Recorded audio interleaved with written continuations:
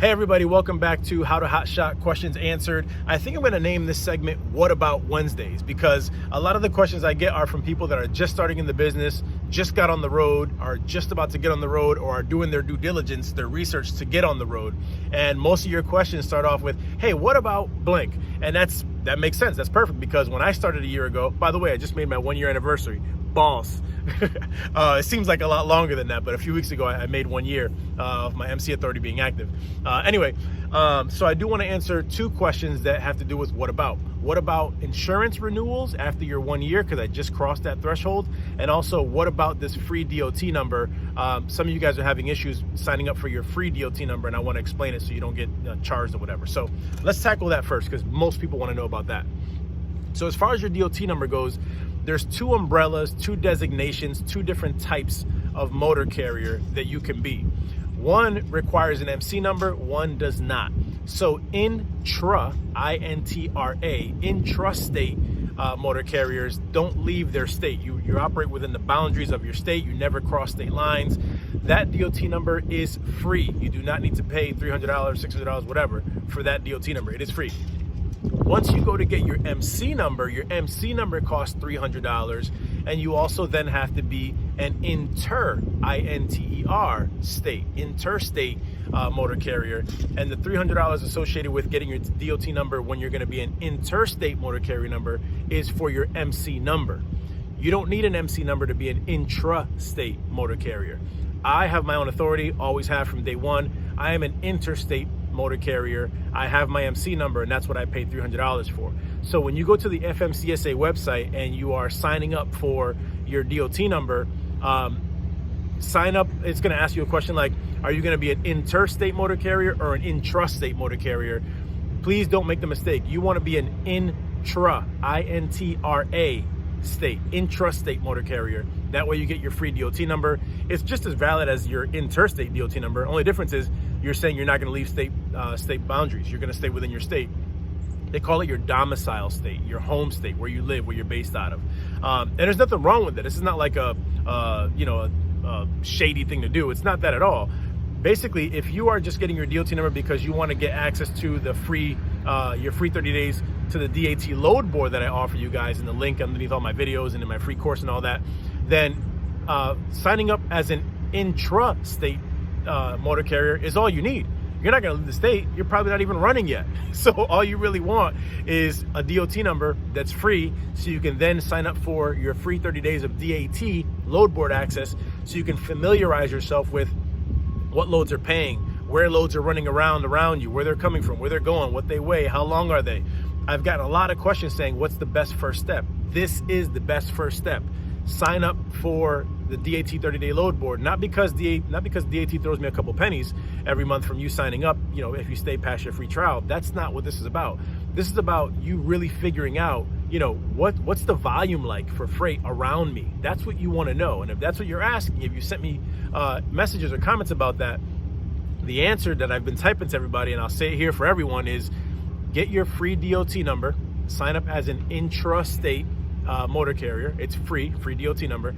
Once you get your DOT number, after signing up as an intrastate motor carrier, then take that, click on the link that I offer you guys for your free 30 days of DAT Loadboard access, and then you can sign up with that. You do need a DOT number to sign up for DAT Loadboard access, and that's how you do that.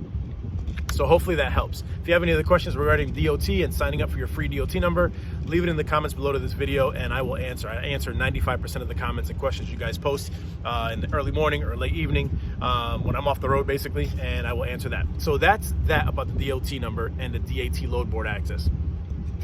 Question number 2 is, what about insurance? So I'm going to probably be talking more about insurance, and I'm certainly going to be talking more about insurance in my Ready, Set, Prepare course, which is just about done. I know I keep saying that, but listen, I'm editing at truck stops. I'm editing at dawn before I get on the road. I'm editing in the evenings after my toddler goes to bed, and my lady falls asleep. Then I'm editing, and then I got to get rest to get on the road. So I'm pressed for time, but I am doing my best to get this out for you guys.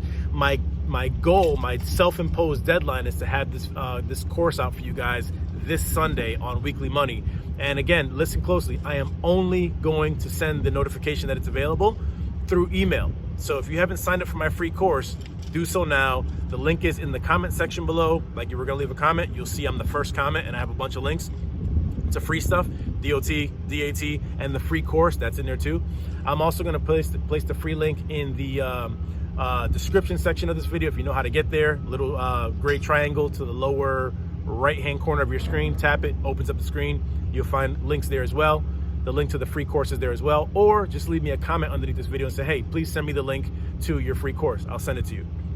So that's almost done, and I'll be talking about insurance. There's a whole segment, there's a whole chapter on insurance in that paid course, and it's gonna be very inexpensive. I'm really happy to put that out there for you guys. But anyway, as far as insurance goes and renewing your insurance, so I just crossed my 1-year threshold. Of course, I had to renew my insurance. My insurance during my first year was just under $1,300 a month.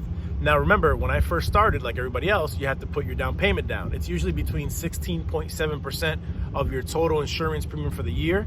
About 16.7% is your down payment, between that and about 20%, or maybe a little more, but usually it's between 16.7% and 20% of your total year's premium. So for example, if your premium is gonna be $10,000 per year, which it's not, it's gonna be more. It's gonna be between 15 and 20 or so thousand a year. That's what it's going to cost you.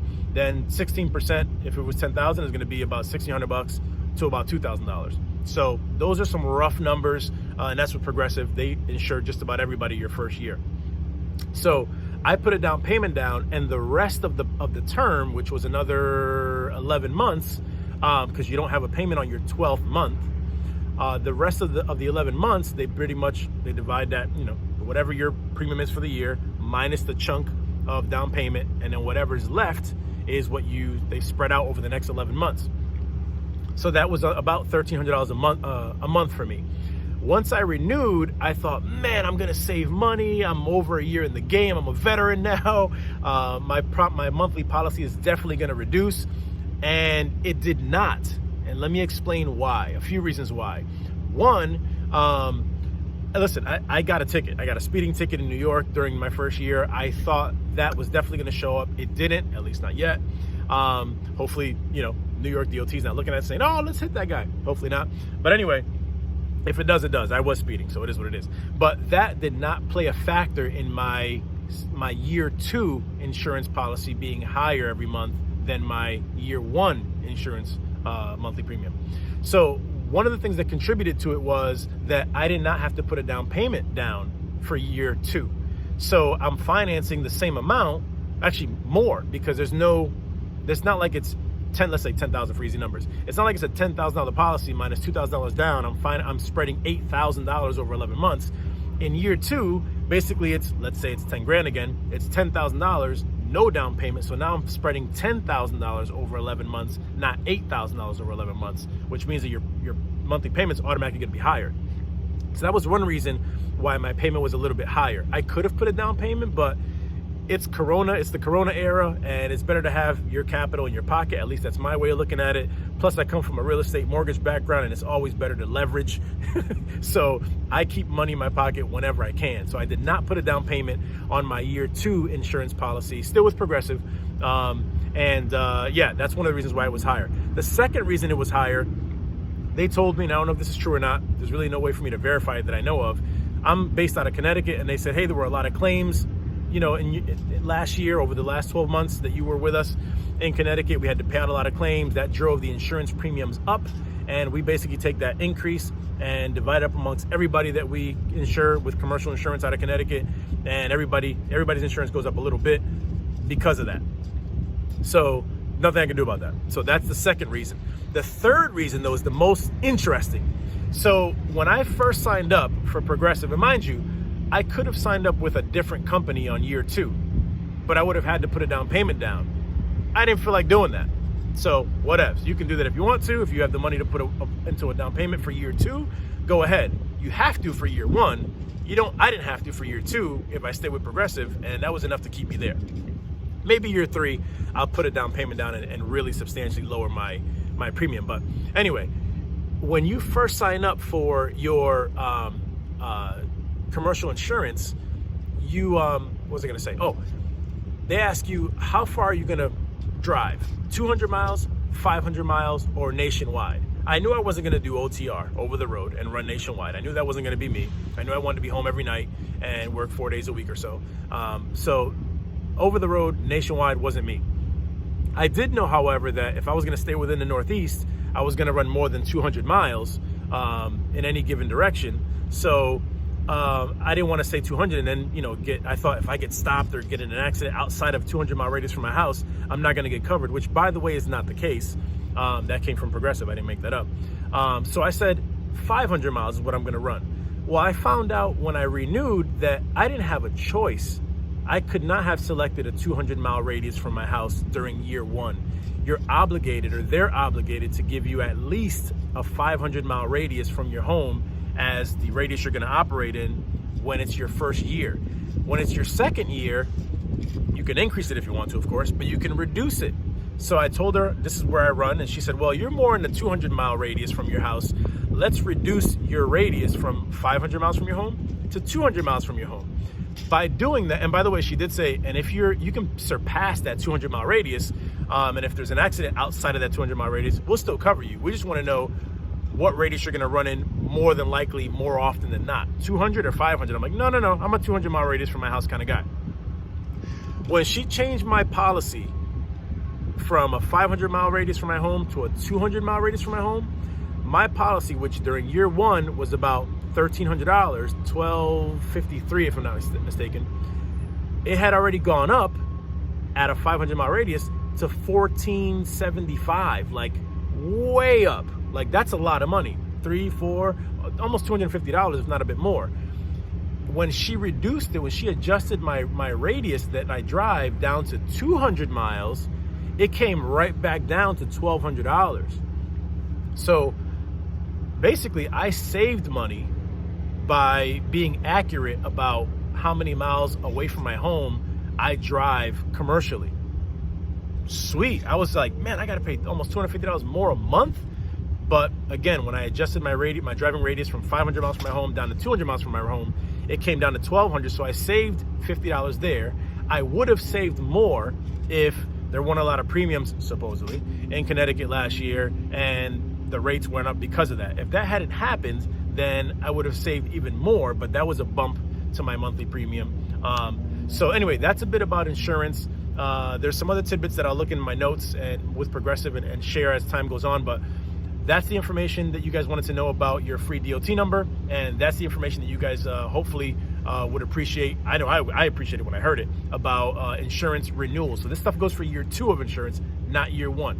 Any questions you have, please put them underneath in the comments. Any insight, feedback, how the DOT website has affected you getting your free DOT number, how you've liked the 30 days of free DAT Loadboard access, and tell us about your interactions, mishaps, or whatever with insurance, first year, second year, whatever. We're a community, guys.